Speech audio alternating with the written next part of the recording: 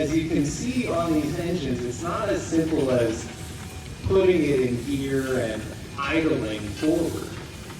The engineers have their hands on the gear shift and the clutch, and also on the throttle, applying steam very lightly, keeping the engine turning, keeping the tractor moving forward, but just feathering a tiny amount of steam into the engine.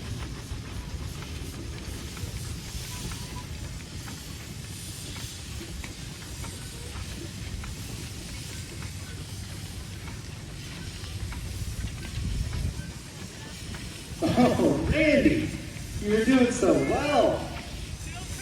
Yeah, turning forward. I should be more precise with my instructions. The engine has to be turning forward. The tractor has to be moving forward.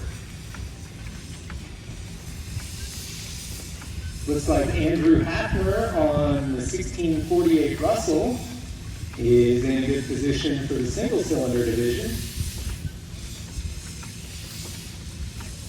Also, Gerald Wright's 65 horsepower case is still out there. The 1660 Nichols and Shepherd is going to be the first to the north end of the announcer stand. And after that we have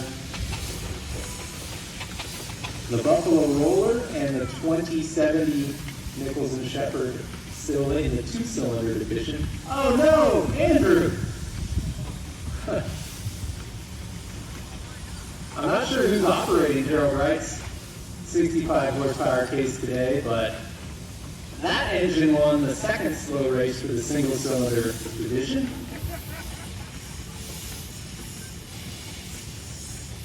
And once again, the battle comes down to the Buffalo Roller and the 2070 Nichols and Shepherd for the two-cylinder division. Riley Ness on the 2070 wins the second slow race. Now we'll get them backed up one more time. We'll do one fast race